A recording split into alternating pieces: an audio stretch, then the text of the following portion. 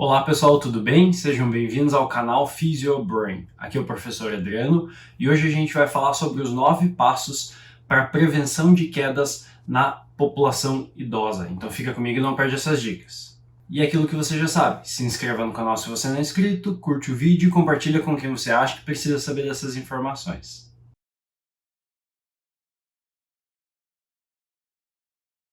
Então, pessoal, por que nós precisamos falar sobre prevenção de quedas na população idosa?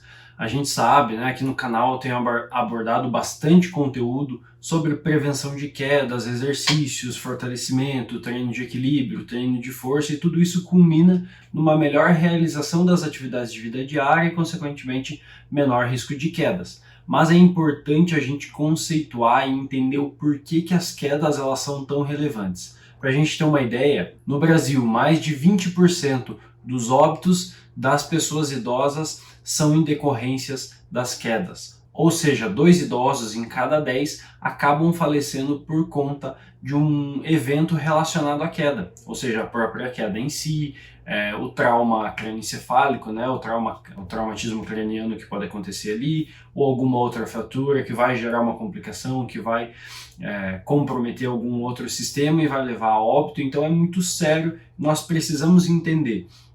Nos últimos 20 anos tem se estudado a questão econômica das quedas e mais de US$ 1 bilhão foi gasto no tratamento das quedas e das consequências das quedas na população idosa lá nos Estados Unidos. Então é algo bem relevante, traz bastante repercussões na saúde pública também, e aqui no Brasil a gente vê isso. Ainda mais quando a literatura mostra que acima de 65 anos, 30% dos idosos vão cair pelo menos uma vez por ano. Ou seja, daquelas pessoas que têm mais de 65 anos, pelo menos 3 em cada 10 vão cair pelo menos uma vez por ano. E acima dos 80 anos, 50% cai pelo menos uma vez por ano. Ou seja, de cada 2 idosos, um cai pelo menos uma vez por ano quando se tem mais de 80 anos. Então isso é muito relevante e traz diversas repercussões. E aqui a gente vai trazer, eu vou explicar o que a literatura e alguns artigos mais específicos apontam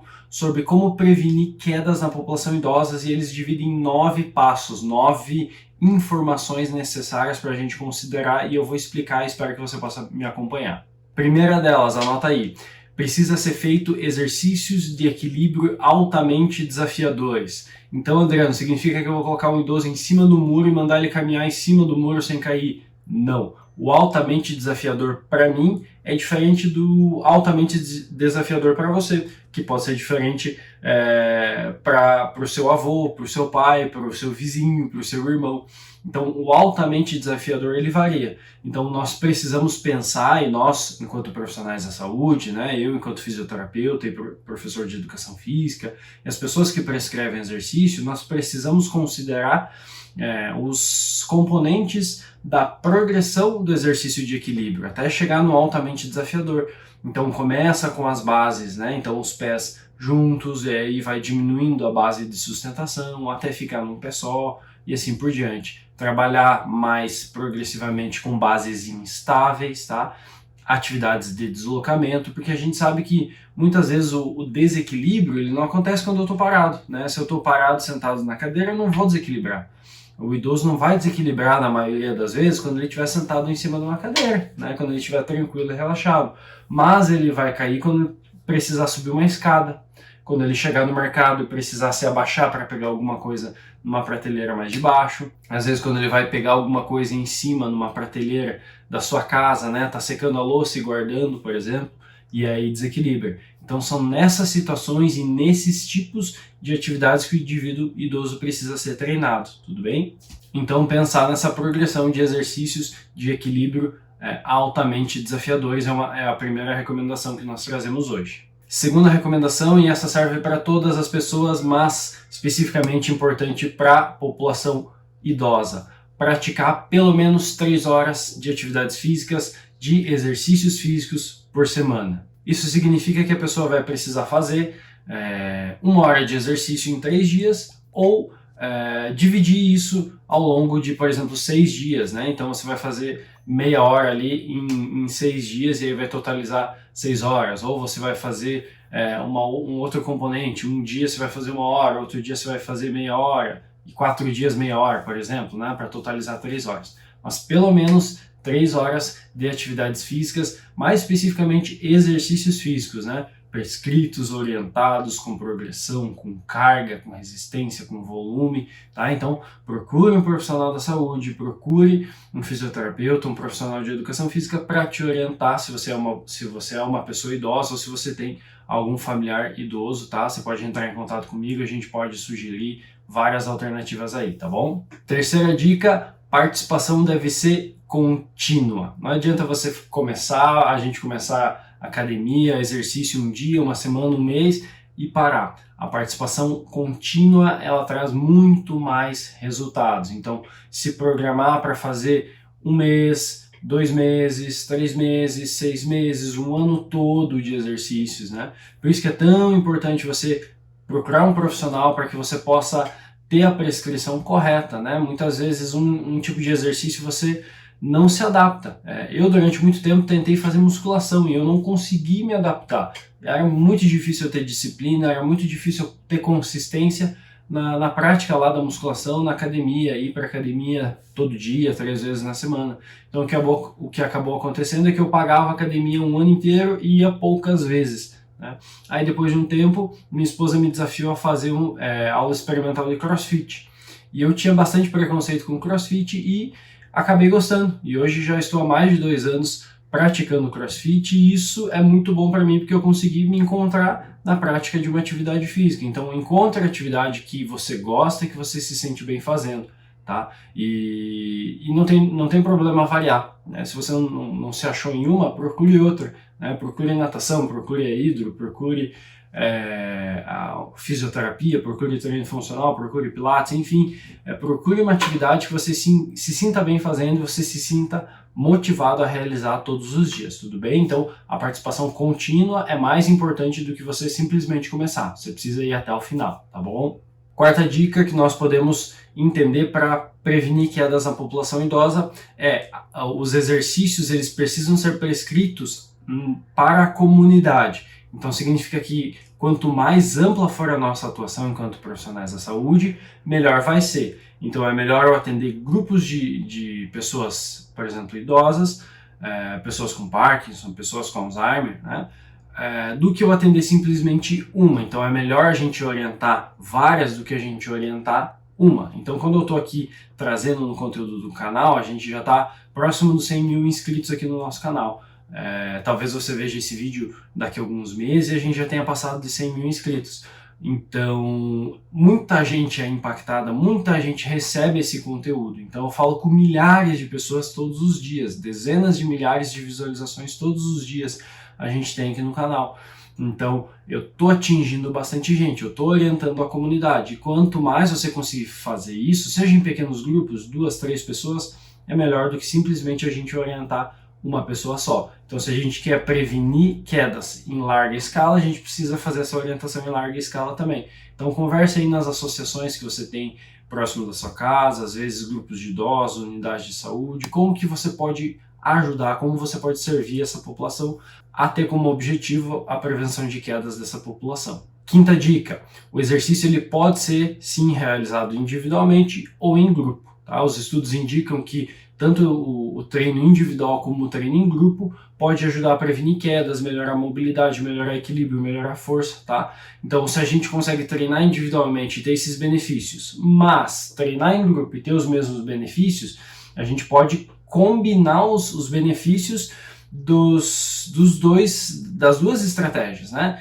Se eu consigo ter os mesmos benefícios fazendo exercício em grupo, então é melhor eu fazer em determinado momento do que individual, porque eu vou ter os mesmos benefícios e além disso eu vou ter ainda o benefício da socialização, do contato social ali, né, de fazer novas amizades, de dar risada, de ter essa interação em grupo, tá?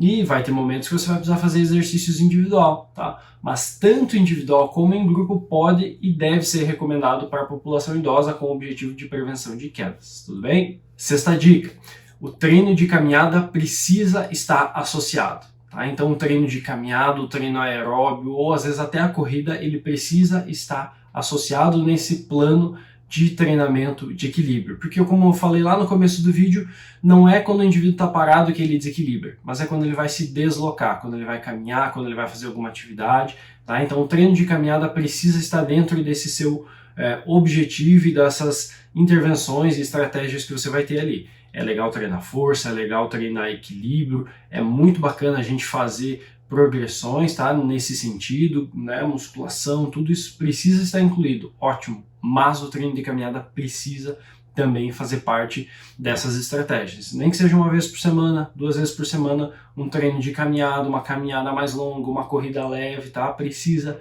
estar incluído nesse programa de exercícios, ok? Dica número 7 e complementa a questão do treino de caminhada, que é o treinamento de força precisa estar associado. Então, pelo menos 2 vezes na semana, 2 a 3 vezes na semana, treinamento de força muscular, que atinge os grandes grupos musculares. Então, musculatura da perna, musculatura do braço, musculatura peitoral, musculatura das costas, musculatura abdominal, precisa estar incluído. Precisa ter carga, precisa ter repetição, precisa ter volume, precisa gerar ali dor muscular no dia seguinte, né? Significa que o músculo ele vai estar crescendo, você vai estar ganhando massa muscular, você vai estar ganhando força muscular, e isso precisa ser feito ao longo do tempo para manutenção da saúde, da qualidade de vida e prevenção de quedas, que é o que a gente mais quer nesse momento, tá bom? Penúltima dica, dica número 8 é: profissionais devem encaminhar quando necessário. Se você é um profissional da saúde, você precisa trabalhar de forma multiprofissional. Então, você vai identificar alguma alteração que você não consegue intervir. Eu, por exemplo, como fisioterapeuta e professor de educação física, eu não consigo intervir na parte nutricional. Eu não vou falar para o indivíduo comer tantas calorias, não vou passar um cardápio para ele, mas eu vou encaminhar para um nutricionista. Eu, como fisioterapeuta, posso perceber que ele tem uma alteração visual, mas eu não consigo fazer uma avaliação das suas capacidades visuais.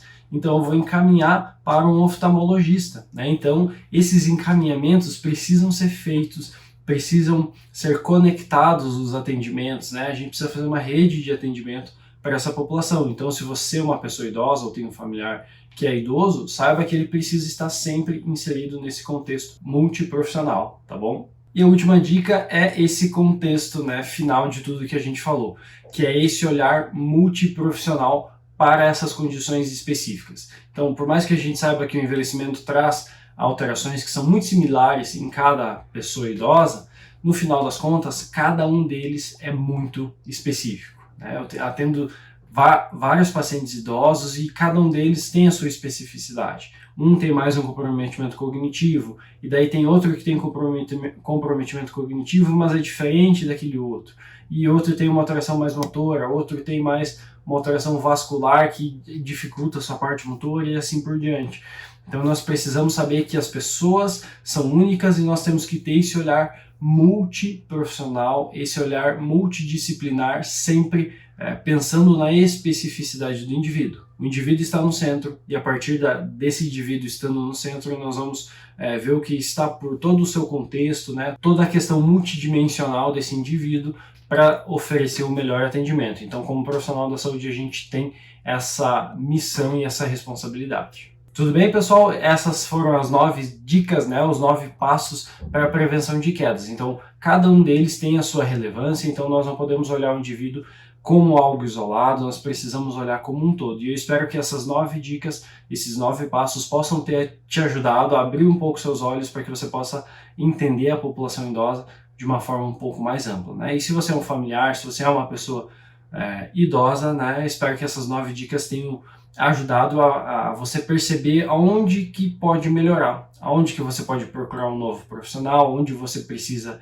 fazer uma nova consulta, o que você precisa ajustar para que você possa prevenir quedas. Então era isso, pessoal. Espero que tenha gostado do vídeo. Se você gostou, curte o vídeo se você não curtiu ainda, se inscreva no canal se você não é inscrito ainda e compartilhe esse vídeo, que você vai estar me ajudando bastante a continuar trazendo essas informações.